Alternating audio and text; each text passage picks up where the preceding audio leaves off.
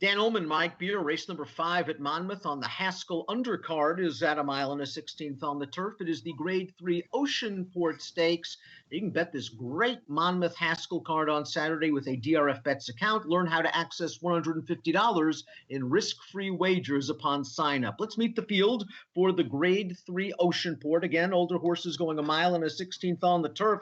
Let's start with Divisadero. He's a hard hitter. He's banked close to $1.5 million in his career.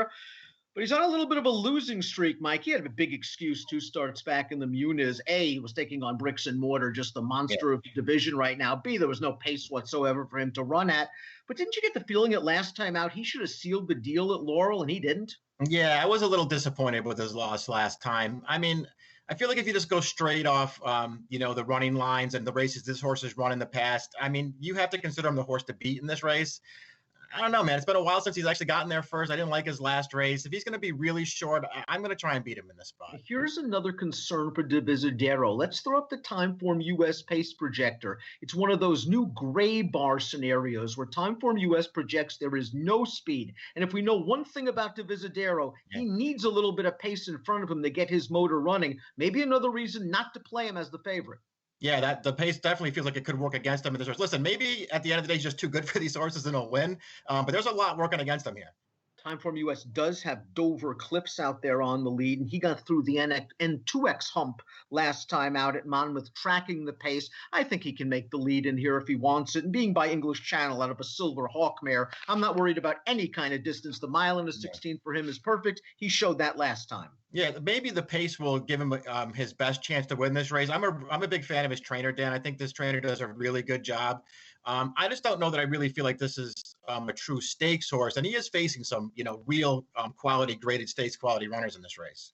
Directly to his inside is the number 2, Bird's Eye View, whose most recent victory came in gate-to-wire fashion. That race was over a year ago, but it was at Belmont going 11 furlongs. He is capable going shorter. I just really have always wondered if he's a graded stakes horse. He's a nice, hard-trying horse that usually picks up pieces. Not sure he's up to this level. Yeah, the trip could go a long way in this race because he does have positional speed, but I like you, wonder if he's good enough.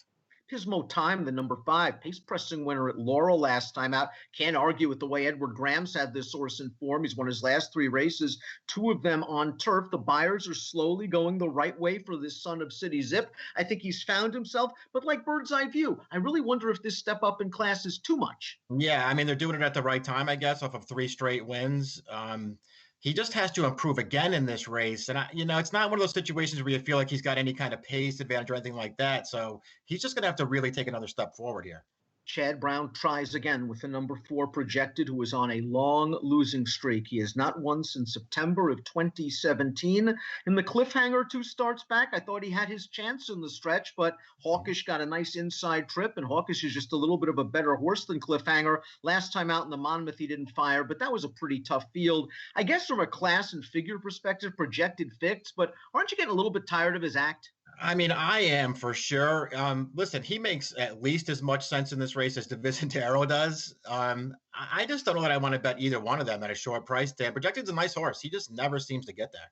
We agree on this race as we take a look at our top selection. We landed on the 6, Just Howard, who's done some nice things in the Mid-Atlantic region for trainer Graham Motion. His comeback in the Henry Clark off of a very long layoff I thought was a good effort. The Dixie, he was kind of buried down inside and was basically moving sideways in the stretch most of the way just to get clearance, and then he came with a good run behind Catholic Boy. And last time out, didn't he just move too soon? I mean, he was part of a hard chase and was the only part of that pace around at the end. Heck, if I'm Trevor McCarthy, I'd put him on the front. I would too. I'd at least come out of there running and try and get forward. He doesn't have to go right to the lead, but come out of there running and get forward in this race. I thought he ran fine last time. I really liked his Dixie. I feel like if he runs his Dixie back in this spot, he can upset the 2 favorites here.